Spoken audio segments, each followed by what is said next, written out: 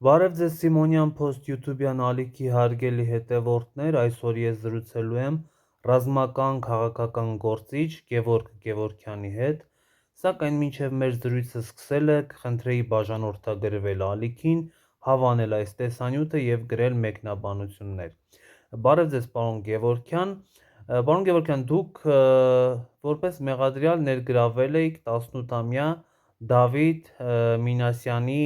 գործով, բայց ես այդպես էլ չհասկացա, թե դուք ինչ էիք արել, որովհետև հրապարակված տեսանյութերում երևում է, որ դուք այսպես երևի թե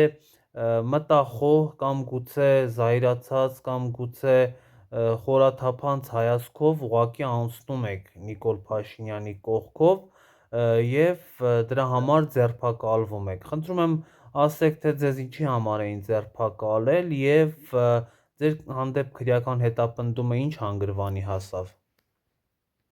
Շնորհակալ եմ հրավերի համար։ Դուք արդեն ձեր հարցի մեջ երկար պատասխաներ։ Ըստ երևույթի իմ հայացքը բավականին շատ ազդել էր իրենց վրա, որովհետև իմ հայացքի մեջ կար արժանապատվություն, հայի արժանապատվություն։ Գիտեք, ես լինելով այնտեղ, ես պարզապես եղել եմ եկեղեցում, մասնակցելով Սուրբ Պատարագին և տեսնելով այսօրվա մեր Հայաստանը ներկայացնող մարդուն, ցավոք, բոլորը գիտեն 18 թվականի ապրիլի 17-ից սկսած ի վեր մինչև առես վայրկյան և շարունակվող իմ մոտեցումը իրեն և իմ դիրքորոշումը իր վարած և արտաքին քաղաքականության և ներքին պառակտման հայ ժողովրդի թունավորման և իմ երկրի ու պետականության կործանման պարզապես ինքը լինելով իմ հոր տանը, Աստծո տանը, ես այդ օրը զսպեցի ինձ, բայց երիտասարդներ կային և ոչ միայն երիտասարդները, կարելի է ասել եկեղեցում գտնվող բոլոր հավատավոր մարդիկ, հիմնականում բոլոր հավատավոր մարդիկ, եթե հիշում եք տեսանյութերը, կարծում եմ բոլորդ արդեն տեսել եք ոչ մեկ անգամ, որ ինքը երբ որ ներս է մտնում եկեղեցի, քանի որ իրենց կազմակերպված հավաքները չէին, ժողովուրդը չէր հավաքվել և բոլոր ժողովուրդը չէր ուզում իրեն տեսնել և ընդունել, նույնիսկ արտահայտություններ էին լինում չկպնես ինձ և մարդիկ լուռ և ոչ իր սովորական տեսանյութերի նման ծափահարություններով դիմավորում էին։ Բնականաբար այնտեղ եղան երիտասարդներ, Դավիթը, ով ի դեպ էս վերջերս եմ ես սկսել է տեսանյութերը նայել, երբ որ գիտեք տարածքը շատ նեղ էր, առաջինը որտեղ մենք կանգնած ենք և այդ շփախմբով երբ որ թիվ 1 պատասխանատուն գալիս է, եթե դու ուշացել ես, բարի դրսում կանգնես, եթե դու գալիս ես, այդտեղ շատ նեղ է ու մարդիկ կարող են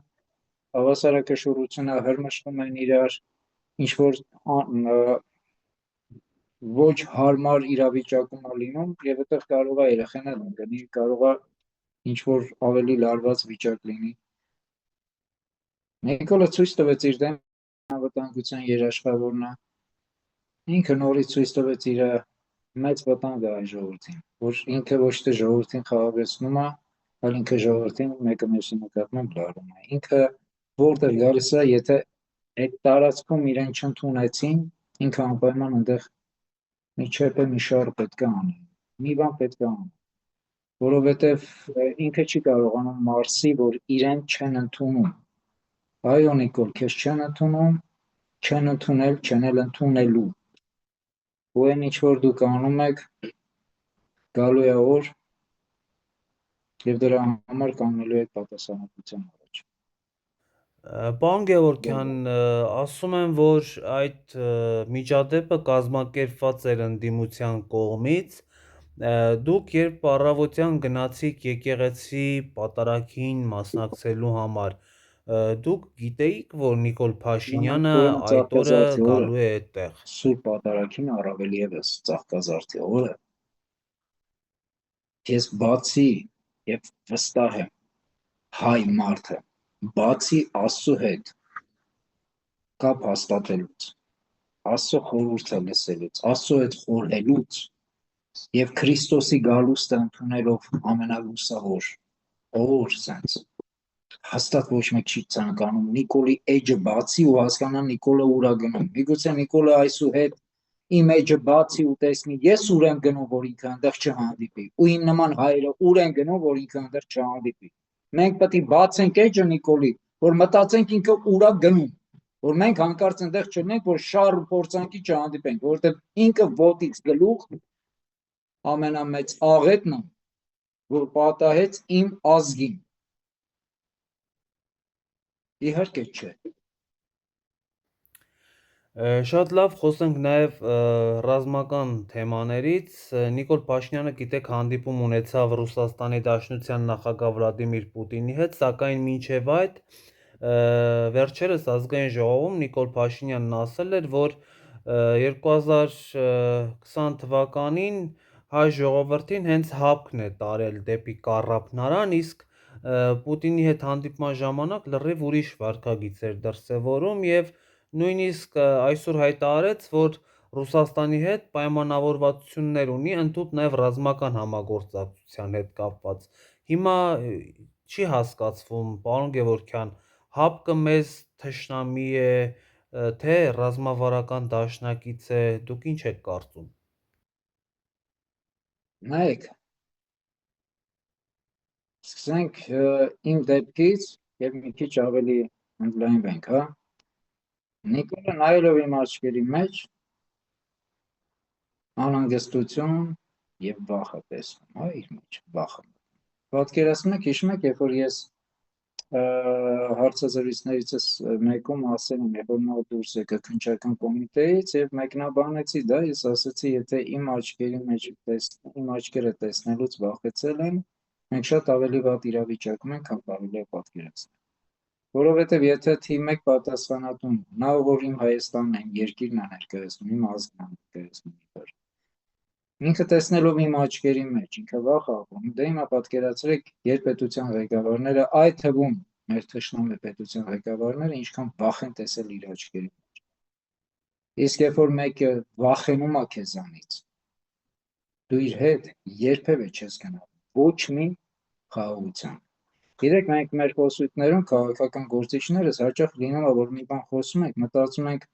կարող է հանկարծ մի բան մի քիչ ավելի չափազանցացնում ենք։ Ինչ որ կոպիտ ասած տեմպի տակ է ծնվում, ինչ որ մի բան կարող է ավելի ես ասում։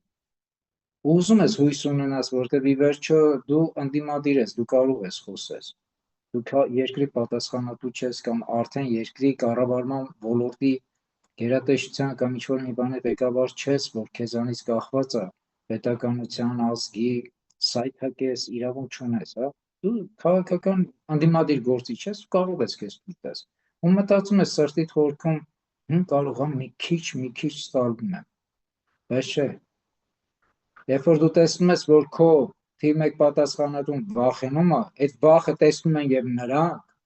իսկ նրանք ովքեր որ տեսնում են, որ դու վախենում ես, քեզ հետ երբեք չեն գնալու խաղաղության։ Իրապես են ցավալի է, բայց իրապես այն ինչ որ մենք զգում ենք, այն ինչ որ մենք խոսում ենք, այն ինչ որ մենք ասում ենք, դա իրականությունն է։ Այսինքն թուրքը երբեք մեզ հետ չի գա խաղաղության։ Եվ ծնկի իջնելով խաղաղություն մուրալով խաղաղության չես ասում։ Հիմա հիշեք Նիկոլը վերջի ժամանակներս իր հարցազրույցներից մեկում ինչ խոսեց։ Ինքը հարցազրույց է տալիս, ասում է ինքը, որ խնդիր չունի ոչ Ռուսաստանի ղեկավարի հետ, ոչ Ռուսաստանի կառավարության հետ, ավելին ինքը ասեց, ինքը կուրս չի փոխում, ըստ երևույթի այս հանդիպման համար էր, ինքը նախապատրաստում մեսիջներ էր տալիս, որպեսզի լսեին, ինքը ոչինչ չի փոխում, բայց իր շրջապատում գտնվող այդ քաղաքականությունն է իրենց, հա, ինքը ստեղ իբր մի բան է ասում, բայց այնտեղ ընդհանրենք իր ազգային ժողովի նախագահն, մյուսն տարբեր բաներ են խոսում, իր թիմակիցները տարբեր բաներ են խոսում, եւ ավելին ընդդիմադիր հատվածի այն մարդիկ, ովքեր ընդհանրենք Ռուսաստանի հետ ավելի դրական հարաբերությունների մասին են խոսում, անկախ նրանից, այդ հարաբերությունները արդարացված են, արդարացված չեն եւ այլ եւ այլ։ Նիկոլը ասելով, որ ինքը չի փոխում կուրս, ընդհակառակը շատ լավ հարաբերության մեջ է, բայց դրանք իր շրջապատում գտնվող եւ իր կուսակիցները եւ իր հետևորդները սկսում են անվանարկել այդ մարդկանց, վատաբանել, կեղտոտ բառեր ասել։ Բա Նիկոլ ջան, դու ում հետ, ասում ես ոչ մեկի հետ խնդիր չունես, ոչ է թուրքերի, դու ում հետ խնդիր ուներ, հայերի հետ խնդիր ուներ,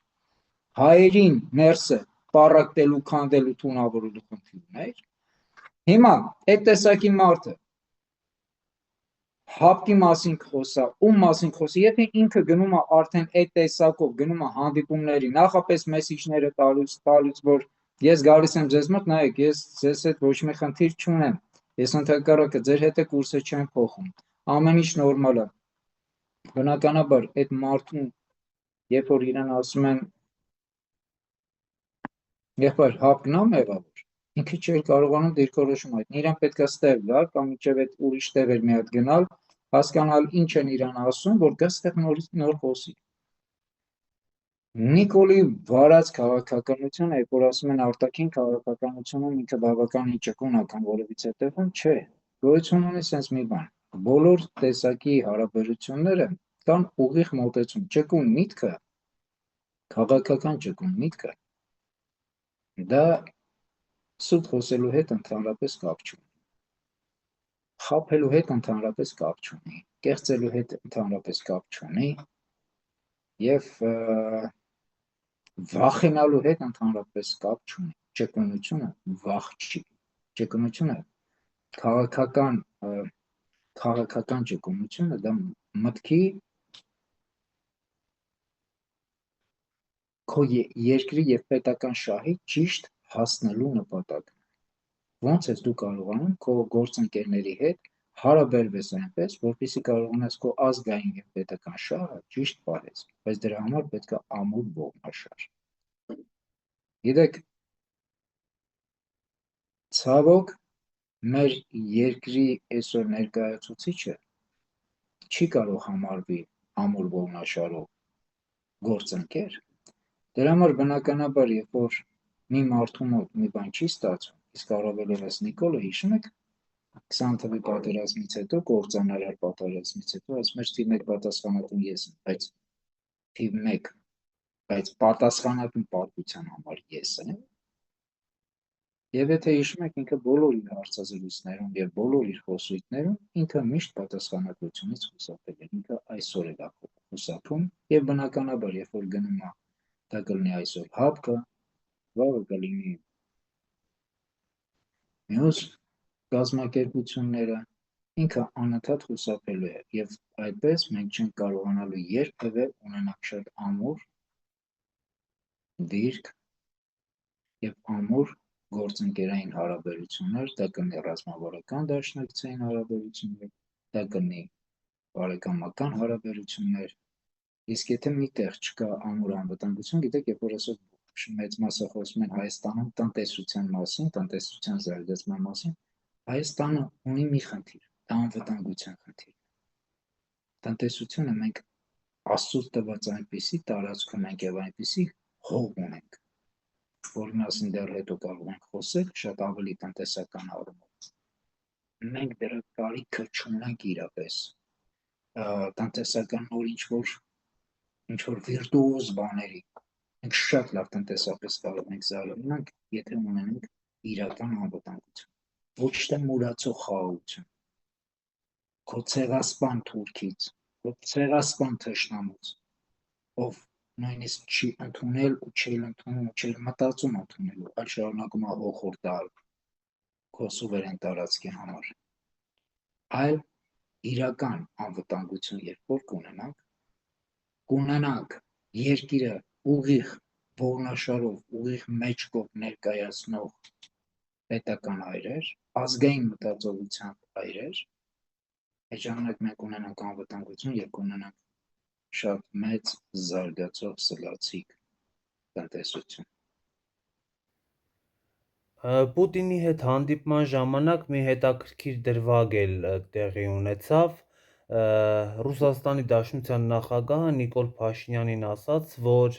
նա Պրահայում Արցախը ճանաչել է Ադրբեջանի կազմում եւ ՀԱՊԿ-ը ոչինչ անել չէր կարող, որին ի պատասխան էլ Նիկոլ Փաշինյանն ասաց, որ Հայաստանը Ղարաբաղը Ադրբեջանի կազմում ճանաչել է այն բանից հետո, երբ Ռուսաստանն է ճանաչել, իրականում այստեղ ում փաստարկն է ավելի հիմնավոր եւ Հայաստանի չճանաչելը ինչ կապ ուներ Ռուսաստանի չճանաչելու հետ։ Հայաստանի Հանրապետությունը երկրորդ տարիներ իր քաղաքականության արտաքին վարում էր, որպեսզի աշխարհի գերպետությունները եւ մյուս պետությունները ճանաչեն Թուրքիայի ցեղասպանությունը։ Ոչրագործությունը 1915 թվականին գործած ցեղասպանություն հայերի նկատմամբ։ Երբ որ այսօրվա իշխանության ղեկին նստած է, ինքը հրաժարվում է Մասիսից, ասել եմ, գիտեք, Մասիսը մերը չի, եւ Մասիսը դա սպառնալիք է, եթե դուք Մասիս եք ասում, դա նշանակում է դուք պահանջատեր եք, մեր արագածն է, Լոբզիկով կտրտած այդ Հայաստանի այդ անհասկանալի մի փոքր կտորն է, եւ մոռացեք, իրական Հայաստան սա պատկերացրեք եւ բարփակվեք դրա մեջ ու մոռացեք ամենի մասին, ու դրանով իսկ են բոլոր այն քո գործընկերներին, ովքեր ճանաչել են, գիտեք, երբ որ դու այս մարդկանց ցեղասպանությունը ճանաչում ես այս պետության, այդ մյուս ոչրագործի կողմից, այդ պետության հետ դու որոշակի հարաբերություններ ես լավ, ճիշտ է։ Այդ դեպքում հարց, այդ 30 տարվա մեր վարած կամ 30 կամ ավելին տարվա վարած քաղաքականությունները ինչի համար էին այդ մյուս երկրի ղեկավարները իրենց հարաբերությունները որոշակի չափով լարել ընդհանրեն Թուրքիայի հետ եւ մնացած ինչ-որ Թուրքիայի աջակից պետությունների հետ։ Երբ որ Հայաստանի Հանրապետության գալու է մի օր, Հայաստանի Հանրապետության մի հատ ինչ-որ երկրի ղեկավար, ով որ հրաժարվելու է այդ։ Հիմա, եթե դու քո պետության շնորհիվ չես պահում, ինձ համար միևնույնն է, Ռուսաստանի Դաշնության ղեկավարը կճանաչի, չի ճանաչի, Արցախը կընդունի, չի ընդունի, իմ Հայաստանի տարածքները, իմ ընդհանրապես պահանջատիրության համար ինձ թիկուն կկանգնի, թե չէ, առաջինը ես եմ դրա համար պայքարում։ Այսինքն, եթե Ռուսաստանի Դաշնության նախագահը ասել է, գիտեք, Ադրբեջանի կազմում է Արցախը, ուրեմն խելոք դու դրանից հետո պետք է ընդունեիր ու ասել, այո, ես Պրահայում եմ, ու ասես, գիտես, եթե դու չասեիր, ես չէի ընդունում։ Դու չես Հայաստանի Հանրապետության ղեկավարը, Պուտինն է Հայաստանի Հանրապետության ղեկավարը, հա։ Դու չես Հայաստանի Հանրապետության ղեկավարը, ինչ կապ ունի ով ինչ ասում։ Հա, որովհետև մենք փոքր պետություն ենք, մենք չենք կարող մեր շահերը պաշտպանել։ Ո՞վ է այդպես բան ասել։ Ռուսը մի հատ լավ խոսք ունի, մալ զալատնիկ դա դորը։ Փոքր ոսկորը կարող ես լինես կոկորտը։ Որը շատ լուրջ խնդիր կարող է։ Հետո ասել, որ մենք քրիստոնեությունը ընդունած պետական ոնց որ կրոն առաջի ազգը լինելով, որ մեր Մասիս լեռան վրա Սուրբ գրքի, որը միակ ճշմարիտն է, ճշմարիտ գիրքն է, հա, առաջի դեմքով գրված, որ Նոյան տապանը իջել է եւ Նոյը առաջի քայլերն է արել Արարատյան դաշտավայրով, ուրեմն այդ տիրոջ օրհնությունները չկան, մենք այնքան թույլ ենք, որ եթե հանկարծ մի պետության ղեկավար հանկարծ չի ճանաչում մեր տարածքները, մենք պետք է հետևից գլուխը կախ գնանք ու ասենք դուք եք մեղավոր։ Բա դու ով ես։ Դու չես քո այս երկրի ղեկավարը, բա դու չես ստանձնել պատասխանատվություն, դու ձեռքդ չես դրես սահմանադրության եւ Սուրբ գրքի վրա։ Դու չես ստանձնել պատասխանատվություն։ Գիտեք, բոլոր պարագաներում յուրաքանչյուրը կարող է ունենա հնարավորություն մեղքը բարթել ուրիշի վրա։ Ով ուզում է լինի։ Դրանով իսկ ինքը ուղիղ ցույց է տալիս իր թուլությունը, իր վախը եւ իր անկարող լինելը։ Հայաստանի Հանրապետությունը չի կարող ներկայացնել նման բան։ Ու դա սա չեմ խոսում ընտրություններ դրա համար։ Ես սա ասել եմ արդեն 8 տարի շարունակ եւ շարունակում եմ պնդել դա։ Այ դրա համար էլ ինքը իմ տեսակի աչքերից, հայի աչքերից վախենում է, որովհետեւ մենք անփոփոխ ենք, որովհետեւ մենք մտածում ենք մեր երկրի, մեր պետականության մասին, որովհետեւ անկախ նրանից ինչքան փոքր էլ դու լինես, բայց դու գիտես քո զորությունը երկրի, քո հողի, որովհետեւ այս հողից ես սնվում, այս հողից ես էներգիան ստանում, այս հողից ես ուժը ստանում, այլ ոչ թե ով քեզ ինչ ասեց, որ մեկը որտեղից բամփեց, անուն էլ դնում ես իբր ժողովրդիդ մասին ես մտածում ու 18 տարեկան երեխուն ու ոնց որ 44 օրերի ժամանակ հազարավոր 18 տարեկան երեխեքի կյանքերը կերեք, ու որ ձեզ ասում ենք ներկայացրեք այդ քննիչ հանձնաժողովի հաստատուղթը, զեկույցը, то զեկույց չի, то սա հույժ գաղտնի է, այսինքն Հայաստանի Հանրապետության կործանումը, հայ ազգի մեծ ողբերգությունը եղավ 20 թվականի քո կառավարման օրոք 44 օրյա պատերազմը, ու դա այնքան երկրորդական, երրորդական է, որ դուք մինչև հիմա այդ հանձնաժողովի ոչ զեկույցը ունեք, ոչինչ, բայց գնում եք ընտրությունների, արդար եք, ուժեղ եք, ցույց տվեք, հրապարակեք այդ զեկույցը, հասկանանք, որ մեկը դա պատասխանատու է երկրի այս արհավիրքների համար։ Դուք 18 տարեկան երեխեքին իրանց օրհնության օրը, այդ երիտասարդներին օրհնության օրը հարվածում եք եկեղեցուն, որովհետև հանկարծ հանդգնեց նյարդայնանալ թիվ 1 պատասխանատուի 15-20 կես ժամանոց այցից եկեղեցուն պատարագի ժամանակ, պատարագի էր եկել գայր մնայր միջև վերջ, աղոթեիր, Աստծո հետ խորհեիր, Աստծո խոսքը լսեիր, ապաշխարեիր, այլ ոչ թե վերցնեիր այդ մի քանի հատ ռոշկեքը ձեռքդ ու փորձեիր այդտեղ քաղաքական ակցիա անցկացնել։ Եկեղեցին քաղաքական ակցիա անցկացնելու տեղ չի։ Դուք եք քաղաքականացնում եկեղեցին, ոչ թե եկեղեցին է քաղաքականացվում։ Եկեղեցին իր ազգի շահն է պահում։ Հայրենի հողի համար, հայրենի պետության համար է պայքարում, ազգի համար է պայքարում։ Որտեվ երբ որ պետականություն չունենք, եկեղեցին էր մեր ինքնության հնասյունը։ Իսկ դուք չարանում եք եկեղեցու նկատմամբ, որովհետև եկեղեցին խոչընդոտում է ձեր, ինչքան կարողանում է, խոչընդոտում է ձեր ծրագրերին, որը Հայաստանի Հանրապետության եւ հայ ժողովրդի կործանման ճանապարհն է։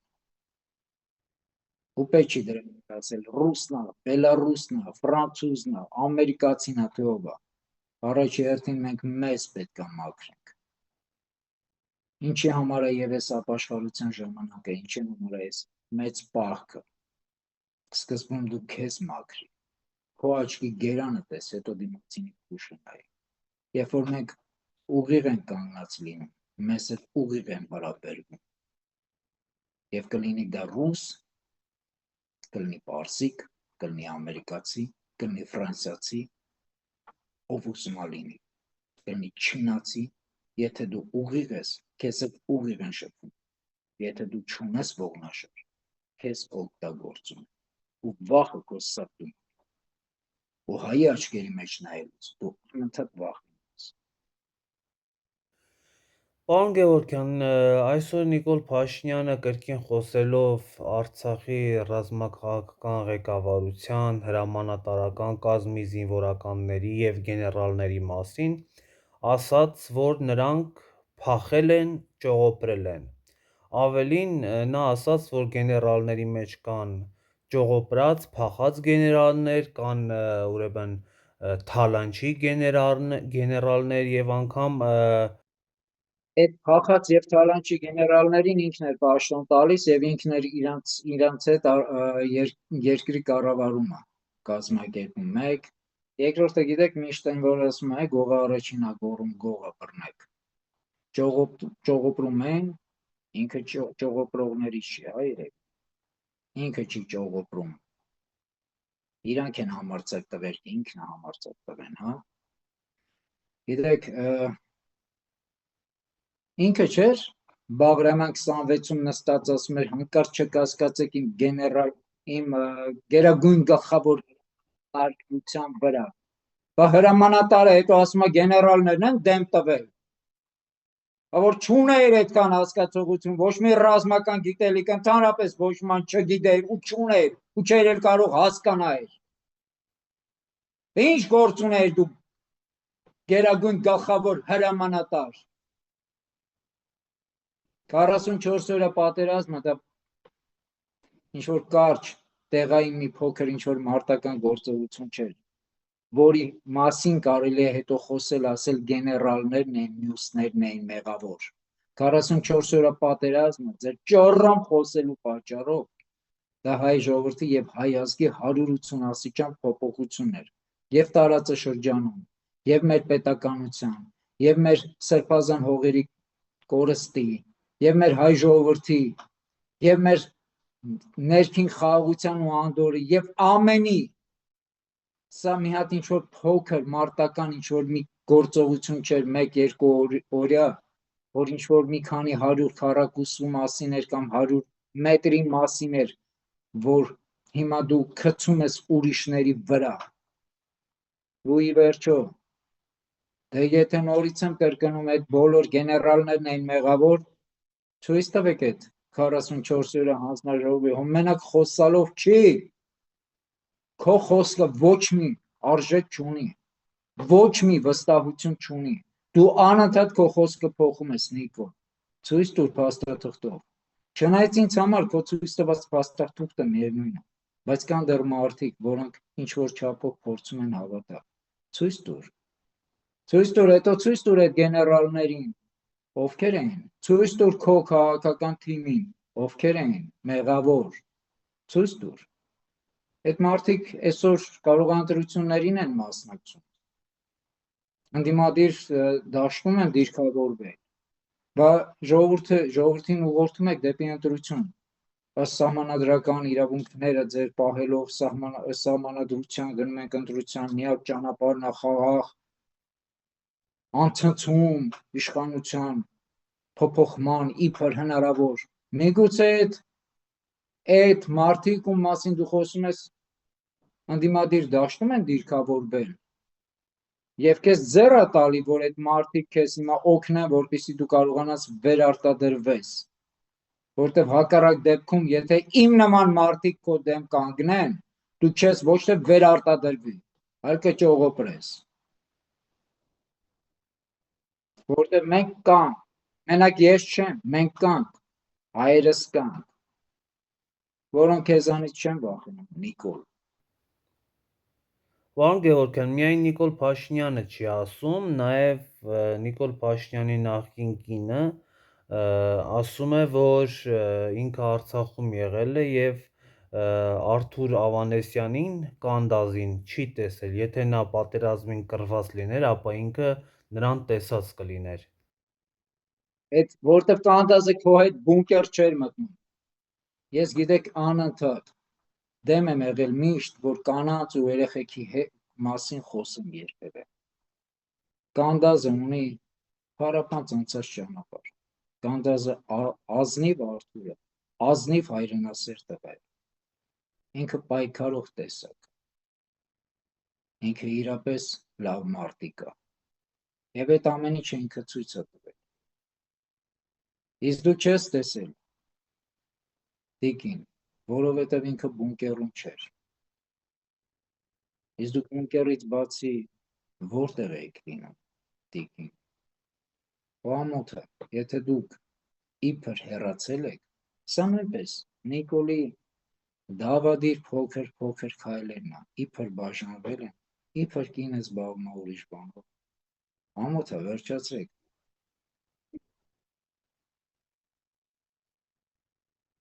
Դրա համար եմ ասում, սա նորից Նիկոլի դավադիր քայլերն է։ Դավադիր քայլեր է, ես պատահական խոսքեր չեմ ասում։ Ինչ գործ ունես, տիկին, դու ընդհանրապես խոսում ես, բաժանվել ես իբր թե, ամուսնալուծվել ես, զբաղվում ես իբր ինչ-որ բարեգործությամբ, արդեն բարեգործ եք դառել։ Զբաղվի լավ քո բարեգործությամբ, մինչև լավ ժամանակներ, դա չգիտես, Աստծո ձեռքին, 1 օրից է, 1 ամսից է, 5 ամսից է, 1 տարուց է, բայց այն որ լինելու է անպայման է։ Զբաղվի քո գործերով, ինչ գործ ունես, մտնում եք քաղաքական դաշտ, քաղաքական պայքարի մեջ, խոսում եք պայքարի մարդկանցից, ազատագրող տեսակից, ումից թուրքը փախնում։ Դուք ինչ գործ ունեք այդ տեսակի։ Դա արդեն դառել է հստակ ուղեցույց ձեզ մոտ, որ ով թուրքից փախնում է, ով թուրքի առածանքի է իջնում, նա հերոս է, հա։ Իսկ նրանք, ովքեր ազատագրում ենք, ովքեր ես հաղթում ենք, ումից մեզանից թուրքը փախնում էր, մենք արդեն ասուկոսների ինչ-որ տեղ եք, հա, տեղ ենք տալիս, որ բան խոսեք, լուռ եք եղել, ու լուռ մնացեք, ապրեք ձեր լուսավոր օրերը, քանի Տերը ձեզ տվել է, ապրեք ձեզ համար, բարով ապրեք, խելոք ապրեք, համեստ ապրեք, խորեք, հիմա ապաշխարեք, հիմա այդ օրերն է, գոնե այս օրերը օգտագործեք։ Քրիստոնյա եք, գնում եք եկեղեցի, խորանի առաջ եք կանգնում, հաղորդություն եք ստանում, օրինակ եք ծառայում, ասում եք Նիկոլ Փաշինյանը ծնկի է իջնում, ով ղեկավարին եք տեսել ծնկի է իջնում։ Միգուցե Նիկոլ Փաշինյանը սովորություն է ծնկի իջնելը, բայց Նիկոլ Փաշինյանը գիտակցում է Աստծո առաջ ծնկի իջնելը։ Խորեք, ապաշխարեք, տիկնեք եւ պարոնեք։ Դեռ ունեք այդ ժամանակը, Աստված տվել է, ապաշխարեք, հրկեք ձեր հոգիները։ Պարոն Գևորգյան, առջևում ընտրություններ են, դուք որևէ կերպ պլանավորում եք մասնակցել ընտրություններին, կտեսնենք ձեզ որևէ ցուցակում կամ գուցե ինչ-որ քաղաքական ուժի եք աջակցելու։ Գիտեք, եկեք ես ձեզ շատ ուղիղ ասեմ, հա, ձեր հարցը։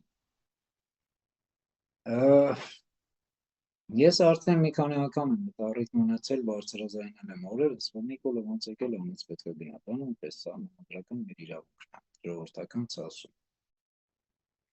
Ամբողջություն, մարդկանց անհանդում ժողովականություն, որովհետև տեսնելով ինչ է չորս կողմերս կատարում, բաց ձեռքերով, այսինքն բաց։ Մենք հայ արուն չունենք թափելու, մենք պարզապես մեր երկիր մահողն ենք ուզում պաշտպանել, մեզ մեր երկիրն է պետք, մեր պետականությունը, մեր ազգի խաղաղությունը, ներքին խաղաղությունը, ոչ թե թշնամանքը ներքին, այլ միասնականությունը։ Եվ դրա համար դուք ամենամեծ խոչընդոտն եք պարունակեք այսօրվա իշխանության ղեկին հայտնվածները։ Ոնց որ կհիշեք 18 թվականին Նիկոլ Վավայևիչը, երբ որ գնաց Մոսկվա, առաջին անգամ իր այցի ոչ թե ինքը ասում էր, որ ինքը եկել է աշխատանքային այցով, առաջին անգամ եւ շնորհակալություն էր հայտնում հրավերի համար, այլ ասաց я очень рад, что здесь появился, появляются фантомасы, а государственные лица делают, то есть у них рабочий визит, служебный визит и все такое. Они появляются снова, я повторяю, фантомасы. Մենք վերաբերում ընդհանուր ընտրությունների։ Եթե մենք գիտակցում ենք, որ այսօրվա իշխանությունը պետք է արմատախիլ անել եւ հեռացնել, ես այսօրվա քաղաքական գործընթացը չեմ տեսնում այդպեսին։ Ես տեսնում եմ մանդատների փոփոխություն։ Գումարի լինելու տեղը փոխելիս գումարը չի փոխվում։ Եթե մանդատների փոփոխություն, ապա ես ասեմ, ոչ մեկին չեմ ուզում վիրավորում, բայց չեմ տեսնում ինձանից ավելի արժան մարդու, որ կարող է լինի առաջի հերթին։ Շատ լավ ընկերներ ունեմ, ովքեր պայքարում են, բայց ոչ մեկի մանդատի համար ես չեմ պայքարելու, որ ինքը անցնի խորհրդարան։ Եթե դուք պարոնայք ուզում եք, որպեսզի մենք Նիկոլ հեռացնենք եւ արմատախիլ անենք այս ամբողջ համակարգը եւ իրապես երկրի փրկության գործով եք, շատ լավ։ Ցուցակով կարող եմ լինեմ ամենավերջինը, բայց պայքարը ստեք իշխանությունը փոխել արմատախիլ անել այս ամենը։ Ես պատրաստ եմ ցուցակով լինել ամենավերջինը, բայց պայքարել ամենաառաջին։ Հաստատ ինձ ամուսնալ չեք պայքարի։ Որովհետև ես ոչ թե աթոռի եմ ձգտում, այլ իմ երկրի ազատության եմ ձգտում, իմ հողի, նորից եմ կրկնում, իմ ազգի բարօրությանը, ներդաշնակության, մեր եկեղեցու ու պետության միասնության, ներքին խաղաղության, արտաքին անվտանգության։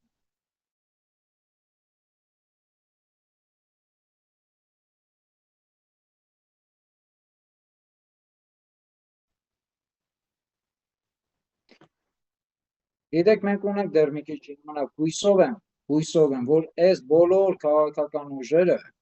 ովքեր իրապես ուզում են փոխելու, հասկանան, որ պետք է միասնական մի բռունց դառնալ, սկզբում սրանց ճանապարհել, ոնց եկել են, այ հետո գնալ ընտրություններ։ Որովհետև հակառակ դեպքում ցավում եմ, բայց խաղալ 21 թվականի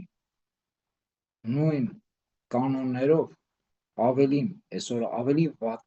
վիճակում գտնվելով, լեգիտիմացնել նորից այսօրվա իշխանությանը իրենց այդ հավասար նույն հարթության վրա գնալով ընտրություններին, եւ երբ որ իրանք իշխանությանը եւ բոլոր հնարավոր ռիճակներն ունեն, դուք ո՞նց եք կարծում իրանք վաղուց չեն պատրաստվել այս ընտրության։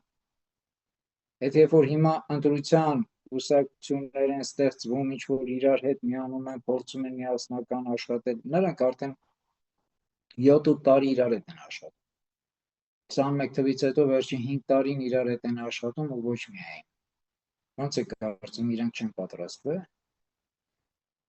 Ունենալով պրիտոմ ամբողջ պետական համակարգը իրենց ձեռքերում։ Ոնց եք կարծում։ Եթե դուք ուզում եք լեգիտիմացնեք, դա լրիվ ուրիշ է։ Իսկ եթե դուրս եկավ իմ խոսքերը ճիշտ, հիշեք, հունիսի 8-ից հետո դուք հարգելի ընդդիմադիր գործիչներ, շատ ավելի նպաստելու եք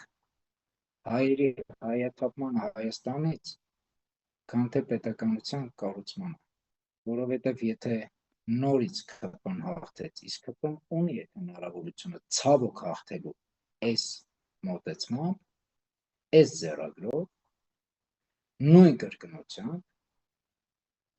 ուրեմն բոլորը դառնում եք մեղավոր։ Իսկ ես առաջարկում եմ ձեզ, որովհետև ձեր մեջ շատ ու շատ լավ հայրենասեր ազնիվ մարդիկ կան։ Իսկ հայ ազգը այսօր պատրաստ է ոտքի կանգնելու։ Սահմանադրական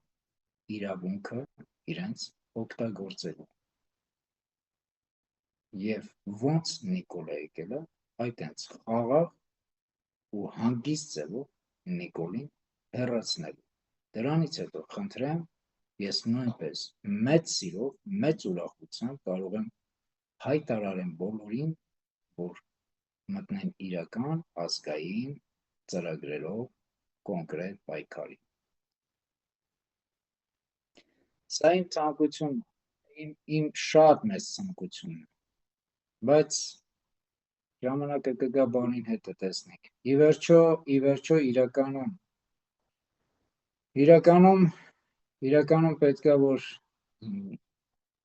պետք է մենք այդ ճանապարհը գտնենք։ Հակառակ դեպքում ես էլ կարող եմ մասնակցեմ ընտրությունների, փորձեմ ներսից ինչ-որ բան փոխել, իսկ կստացվի արդյոք։ Կստացվի։